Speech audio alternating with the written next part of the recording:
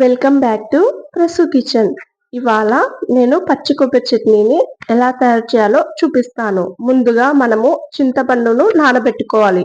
Half పచ్చి కొబ్బరి చిప్పను ముక్కలుగా కట్ చేసుకొని పెట్టుకోవాలి. ఇప్పుడు మనము స్టవ్ మీద ఒక కడాయిని పెట్టుకోవాలి. దాంట్లో నేను చూపించినంత ఆయిల్ని వేసుకోవాలి. ఆయిల్ బాగా హీట్ ఎక్కిన తర్వాత మనము పచ్చి కొబ్బరి ముక్కల్ని వేసుకోవాలి. కొబ్బరి పచ్చి వాసన పోయేంత వరకు బాగా వేయించుకోవాలి. ఎంత వేగితే అంత టేస్టీగా వస్తుంది చట్నీ. బ్రౌన్ కలర్లోకి వచ్చేంత వరకు బాగా వేయించుకొని మనము ఒక ప్లేట్లోకి తీసి పెట్టుకోవాలండి. పచ్చి కొబ్బరితో ఇంకా మనము ఎన్నో రకాల రెసిపీస్ చేయొచ్చండి.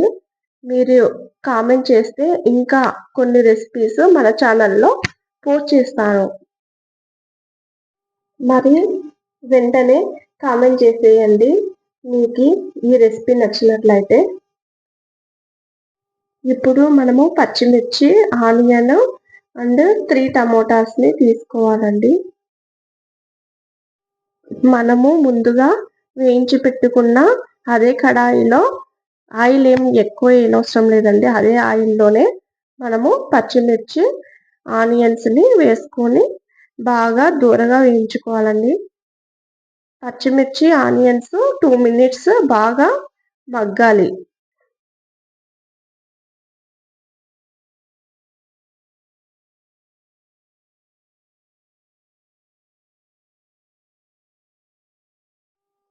ఇవి వేగిన తర్వాత ఈ స్టేజ్లో మనము టమోటా ముక్కల్ని వేసుకోవాలండి.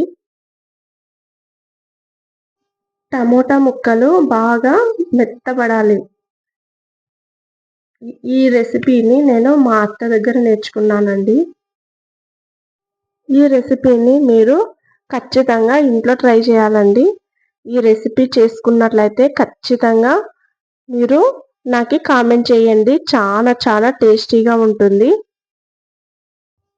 మా ఛానల్ని కొత్తగా చూసే వాళ్ళైతే లైక్ చేసి, షేర్ చేసి, సబ్స్క్రైబ్ చేసుకోండి. బెల్ ఐకాన్ని కొట్టండి.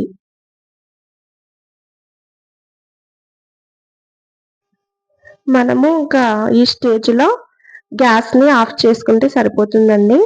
ఇప్పుడు మిక్సీ జార్లో మనం మిక్స్ చేసుకుందాము.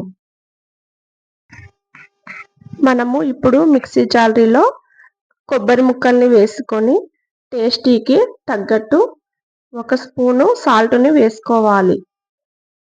1 స్పూన్ సాల్ట్ సరిపోతుందండి. కచ్చా పచ్చాగా మనము మిక్స్ చేసుకోవాలి.